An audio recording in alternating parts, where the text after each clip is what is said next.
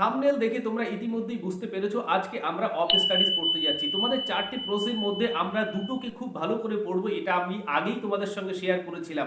আগে আমরা একটা দ্য গার্ডেন পার্টি ম্যাক্সিমামটাই কভার করে ফেলেছি। আজকে আমরা অফ স্টাডিজ শুরু করতে যাচ্ছি। অফ স্টাডিজ ছোট হলেও আমি চারটে পার্টে করব, কারণ টেক্সটটা ছোট হলেও এর মধ্যে কিন্তু জিনিস আছে। প্রত্যেকটা শব্দই গুরুত্বপূর্ণ এবং প্রত্যেকটা শব্দ থেকেই যদি আমরা ধরে ধরে না পড়ি তো কোশ্চেন আনসার করতে গিয়ে আমরা অসুবিধায় পড়বো। সেই জন্য প্রত্যেকটা শব্দের দিকে খেয়াল করতে হবে। ছোট টেক্সট আমরা যদি দু তিনবার এটাকে রগড়াই না, একেবারে ঘষা মাজা হয়ে যাবে আর কি। তো আমাদের আনসারটা বেরিয়ে যাওয়ার কোনো জায়গাই থাকবে না। তাই আমি চারটে ক্লাস করব, চারটে খুব ছোট ছোট হবে, আর তোমরা একদম পুঙ্খানুপুঙ্খ দেখবে, প্রত্যেকটা শব্দই দেখবে। চলো আর কথা না বাড়িয়ে চলো শুরু করি। Study serve for delight. দেখো স্টাডিজ প্লুরাল ফর্ম করা আছে। প্লুরাল করা আছে কেন? স্টাডি মানে তো পাঠ করা বা পড়া, আমরা এটাকে স্টাডি করা জানি, কোনো কিছু কেস স্টাডিও করি আমরা, না? তো স্টাডিজ আছে এখানে। স্টাডিজ মানে বিভিন্ন রকমের পড়াশোনাকে বোঝাচ্ছে, শুধু একটা কোনো পার্টিকুলার কোনো নির্দিষ্ট কোনো কিছুকে নয়, অর্থাৎ নির্দিষ্ট কোনো পড়াশোনাকে বলছে না, অর্থাৎ সামগ্রিকভাবে পড়াশোনাটাকেই স্টাডিজ বলছে। সার্ভ ফর, সার্ভ মানে কি সার্ভ করে, দেয়, প্রদান করে। কে? সার্ভ করাকে, প্রদান করাকে সার্ভ করা বলে। ফর ডিলাইট, ডিলাইট মানে কি আনন্দ, তাহলে আনন্দ প্রদান করে। ফর অর্নামেন্ট, অর্নামেন্ট মানে কি গহনা অলংকার, এইগুলোকে অর্নামেন্ট বলে, তাই তো? তাহলে শোভাবর্ধন করে কারে, তাই তো? স্টাডিজ আমাদেরকে শোভাবর্ধন করে। And for ability, and for দেয় কি? ফর জন্য। অ্যাবিলিটি মানে কি ক্ষমতা, যোগ্যতা, পোটেনশিয়ালিটি, যেটা আমাদেরকে বাড়িয়ে তোলে, পোটেনশিয়াল করে, সেটাকেই অ্যাবিলিটি বলে, তাই তো? ফার্স্ট লাইনটা এইটা গেল। Next line, the chief use, chief মানে কি দেয়ার, দেয়ার মানে স্টাডিজের, দেয়ার চিফ ইউজ, চিফ মানে প্রধান, ইউজ মানে ব্যবহার, ফর ডিলাইট, ডিলাইট মানে আনন্দের জন্য যে প্রধান ব্যবহারটা, ইজ ইন হয়, ইজ হয় ইন কোথায়? প্রাইভেটনেস, প্রাইভেটনেস মানে কি নিঃসঙ্গ বা একাকিত্বের যে পরিসরটা থাকে না, সেই সময় যে আমাদের ডিলাইটটা দেয়, আনন্দটা দেয়, সেটা একটা। তাহলে চিফ ইউজ হলো এর মধ্যে একটা। অ্যান্ড রিটায়ারিং, রিটায়ারিং মানে কি অবসরকালীন যে সময়টা থাকে, সেই সময় আমাদের স্টাডিজ খুব ডিলাইটফুল করে, আনন্দ দেয়, এটা একটা গেল। আচ্ছা, তারপরে ফর অর্নামেন্ট, অর্নামেন্ট কখন হবে? ফর অর্নামেন্ট, অর্নামেন্টের জন্য ইজ ইন ডিসকোর্স, ডিসকোর্স মানে কি আলাপ আলোচনা, কথাবার্তা। যখন আমরা কথাবার্তা বলি কারোর সঙ্গে, তার ওয়েটটা কেমন আছে, সে কতগুলো এক্সাম্পল রাখতে পারছে, তার উত্তরের সপক্ষে বা তার কথা বলার সপক্ষে কতগুলো দৃষ্টান্ত খাড়া করতে পারছে, এইগুলো দেখে আমরা বিচার করতে পারি যে লোকটার ভিতরে কি আছে। তাহলে সেইটাই হচ্ছে ornament. For ornament is in discourse, ডিসকোর্সের সময় সেটা অর্নামেন্ট হিসেবে ব্যবহার করতে পারে, অর্থাৎ স্টাডিজের এগুলো আউটকাম হলো। অ্যান্ড ফর অ্যাবিলিটি, অ্যাবিলিটি কখন হবে? দেখো যোগ্যতার জন্য কখন হবে?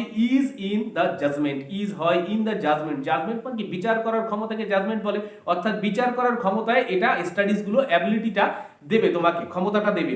অ্যান্ড ডিসপোজিশন অফ বিজনেস, কোনো বিজনেসের ডিসপোজিশন করতে তোমাকে স্টাডিজ ক্ষমতা দেবে, অ্যাবিলিটি দেবে। বোঝা গেছে? দুটো line clear. Next line, for expert men, expert men মানে কি? এক্সপার্ট মানে কি দক্ষকে আমরা এক্সপার্ট বলি, মেন, তাহলে দক্ষ লোকেদের জন্য ক্যান এক্সিকিউট, দক্ষ লোকরা কি করতে পারবে? স্টাডিজ থেকে এক্সিকিউট করতে পারবে। এক্সিকিউট মানে কি কোনো কার্য সম্পাদন করাকে এক্সিকিউট করা বলে। তাহলে ভালোভাবে কোনো কাজকে সম্পাদন করতে গেলে স্টাডিজের প্রয়োজন আছে, অর্থাৎ স্টাডিজ থেকে আমরা এটা পেতে পারি। অ্যান্ড পারহ্যাপস জাজ অফ পার্টিকুলার্স, পারহ্যাপস মানে কি সম্ভবত, জাজ মানে কি বিচার করা, অফ পার্টিকুলার্স, পার্টিকুলার্স মানে কোনো নির্দিষ্ট, পার্টিকুলার মানে নির্দিষ্ট জানি, অনেক পার্টিকুলার্স নির্দিষ্ট নির্দিষ্ট জিনিস থাকবে, সেইগুলোর মধ্যে থেকে আমার কোনটা কাজের জিনিস, কোনটা অকাজের জিনিস, এইগুলোকে আমি বুঝতে গেলে আমার তো ভিতরে কিছু থাকা লাগবে, সেটা আমাদেরকে স্টাডিজ সাপ্লাই করে। ক্লিয়ার এই পর্যন্ত? One by one, one by one কি মানে এক এক করে, একটা একটা ধরে ধরে আমার কাজের জিনিস কোনটা, অকাজের জিনিস কোনটা, এটাকে সাইড করো, ওটাকে লাগবে, ওটাকে এদিকে আনো, ওদিকে এদিকে আনো। এটা করার জন্য আমাদের কি দরকার? স্টাডিজের প্রয়োজন, তাই তো? নেক্সট, এবার কি?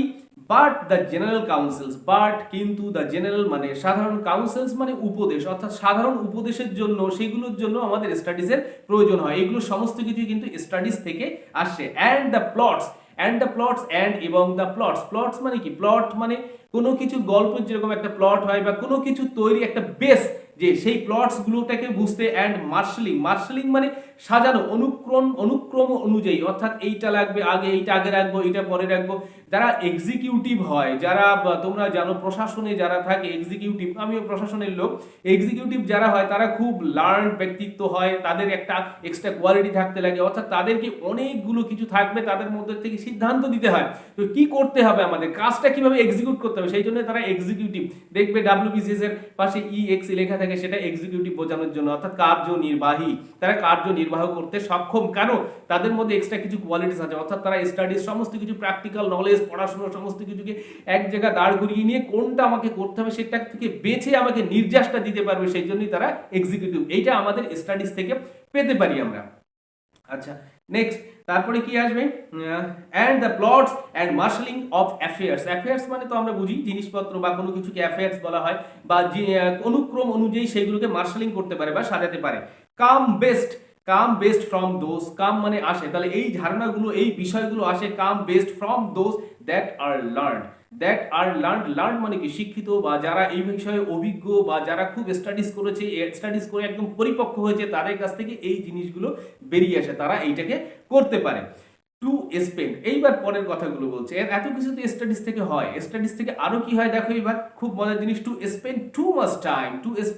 স্পেন্ড মানে কি ব্যয় করা, খরচ করাকে স্পেন্ড করা, মানে টু মাচ টাইম খুব বেশি সময় স্টাডিজে, ইন স্টাডিজ, তাহলে পড়াশোনা যদি খুব বেশি, আমি স্টাডিজের যখন এতই গুণ শুনলাম তাহলে আমি স্টাডিজের পিছনেই সারাক্ষণ লেগে থাকবো, কিন্তু না, এখানে কি বলছে, to spend too much time in studies, স্টাডিজে খুব বেশি সময় ব্যয় করা, ইজ স্লথ, একটা কি অলসতা, ইজ হয় অলসতা, স্লথ মানে অলসতা বা অলস ভাবকে, অর্থাৎ তুমি শুধু পড়ে পড়ে ফুলবে আর পড়েই যাবে, এটা হতে পারে না।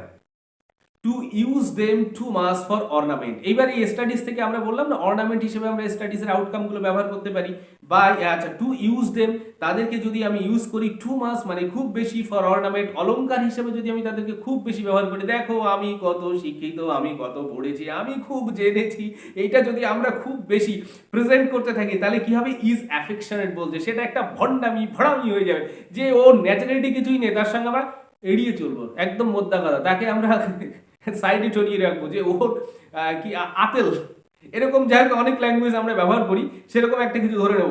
টু মেক জাজমেন্ট, তারপরে দেখো টু মেক জাজমেন্ট, মেক মানে করা, জাজমেন্ট মানে বিচার করা, হোলি বাই দেয়ার রুলস। এবার আমরা যা পড়েছি একটা বইতে, সেখানে যা রুলস লিখে দেওয়া আছে পর সাজানো আছে, সেইভাবে যদি আমরা প্র্যাকটিক্যালি করতে যাই, একদম রুল ধরে দেখি মিলছে কিনা, দেখি হচ্ছে কিনা, দেখি মিলছে কিনা, সেটা কেমন হবে?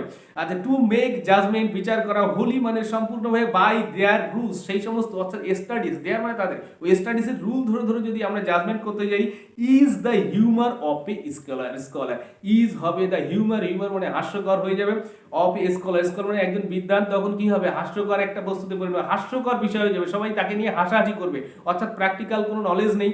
ওই আমরা একটা গল্প পড়েছি না, যেখানে হয়তো সে শিখে এসছে যে সব হারানোর থেকে অর্ধেক পাওয়া ভালো, তো একজন জলে ডুবে যাচ্ছে, তাকে বাঁচাতে পারছে না, কিছুই করতে পারছে না, তাহলে সব হারানোর থেকে অর্ধেক পাওয়া ভালো, গিয়ে গলাটা কেটে নিয়ে চলে আসলো, ঠিক সেরকম হয়ে যাবে, সেটা স্কলারের বিজ্ঞানের হাস্যকর বিষয় হয়ে যাবে। আজকে আমরা এইটুকুই পড়লাম, একদম অল্প কিন্তু মজা আছে, প্রত্যেকটা ওয়ার্ডই একেবারে ছোট ছোট অ্যাটম বমের মতো, প্রত্যেকটা ওয়ার্ডকে খেয়াল করবে।